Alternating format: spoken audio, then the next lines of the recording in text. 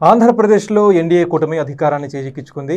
ఈ నేపథ్యంలో గత వైసీపీ ప్రభుత్వంలో కొంతమంది మంత్రులు అలానే సెలబ్రిటీలు కూడా చంద్రబాబుని, నారా లోకేష్ని, పవన్ కళ్యాణ్ని తీవ్రంగా విమర్శించారు. విమర్శించడమే కాదు, వ్యక్తిగతంగా టార్గెట్ చేశారు. ముఖ్యంగా నారా లోకేష్ని, అలానే చంద్రబాబు సతీమణి నారా భువనేశ్వరి గారిని కూడా.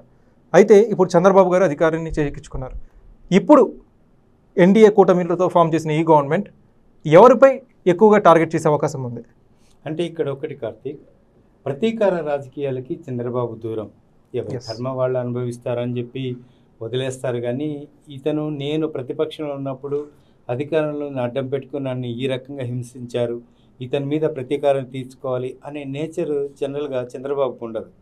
ఎంతసేపు రాజకీయంగా ఎదుర్కొనే ఒక ధీశాలి, ఒక యోధుడు చంద్రబాబు. కానీ ఇలాంటి ప్రతీకార రాజకీయాలకు ఎప్పుడు ఆయన తెర తీసిన సందర్భాలు లేవు. కాకపోతే ఇప్పుడు చంద్రబాబు వారసుడిగా నారా లోకేష్ రంగప్రవేశం చేశారు. ఆయన మంగళగిరి నుంచి గెలుపొందారు. అది పక్కన పెడితే ఎర్రబుక్ అది పక్కన పెడితే ఇప్పుడు మళ్ళీ పవన్ కళ్యాణ్ ఒకరు తోడయ్యారు. పవన్ కళ్యాణ్ కూడా చాలా ఆవేశపరుడు. ఎందుకు ఊరుకోవాలి, మనల్ని ఇంత వేధించినప్పుడు మనం ఎందుకు సైలెంట్గా ఉండాలనే ఒక నేచర్, దుందుడుకు స్వభావం.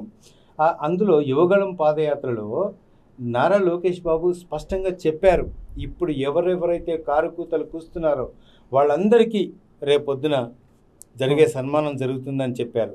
వాళ్ళని ఒకసారి లిస్ట్ చూసుకుంటే కొడాలి నాని, మీకు తెలుసు ఎలాంటి వ్యాఖ్యలు చేశారో ఫ్రమ్ ద బిగినింగ్.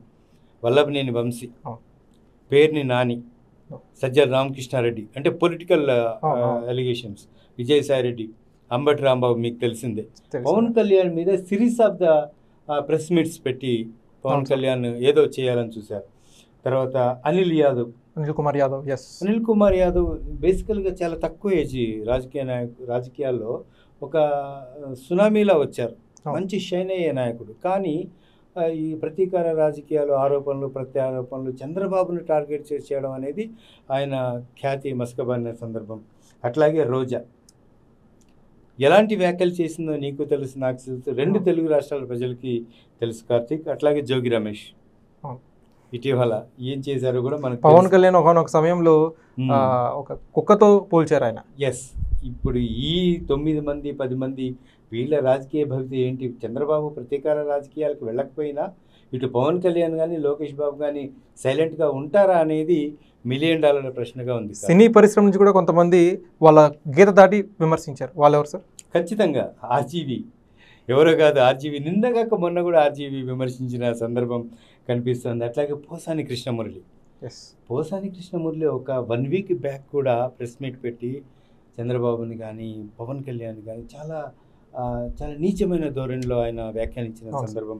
అట్లాగే ఇటీవల ఈ మధ్య యాంకర్ శ్యామల వెళ్ళి ఆవిడ వంగ గీతకు ప్రచారం చేశారు. ప్రచారం చేసినట్టుగా ఉంటే అసలు ఏ సమస్య ఉండేది కాదు. పవన్ కళ్యాణ్ మీద అనుచిత వ్యాఖ్యలు చేశారు ఈవిడ. ఎంత దారుణమైన వ్యాఖ్యలు అంటే ప్రతి ఒక్కరు కూడా ఆశ్చర్యం, ఏంటి ఇలా చేస్తుంది? ఆవిడ మాటలను ఆవిడే కాంట్రాడిక్ట్ చేసుకున్నారు కదా సార్. గతంలో ఆవిడే పవన్ కళ్యాణ్ చాలా మంచి వ్యక్తి, వ్యక్తిత్వం కలవాడు, చారిటీస్ చేశారని చెప్పి మెచ్చుకొని ఇప్పుడు అసలు పవన్ కళ్యాణ్ ఏం సాయం చేయాలని చెప్తుంటే చాలా హాస్యాస్పదంగా ఉంటుంది. ఇకపోతే సోషల్ మీడియాలో ప్రతి చిన్న విషయానికి 10 అడుగులు ముందుకేసే శ్రీరెడ్డి పవన్ కళ్యాణ్ మీద ఇటీవల చిరంజీవి ప్రచారం చేయకపోవడానికి ఈ శ్రీరెడ్డి అనేవాడి మీద నిజంగా చట్టపరమైన చర్యలు తీసుకోవాలని నేను కోరుకుంటున్నాను సార్. ఎందుకంటే అబ్యూజింగ్ వర్డ్స్ కానీ అవన్నీ కూడా నేటి యువతరాన్ని మీద తీవ్ర నెగిటివ్ ఇంపాక్ట్ చూపించే అవకాశం ఉంది ఇలాంటి వాళ్ళని బయట తిరగనిస్తే. కార్తీక్, నీకు విషయం తెలుసా?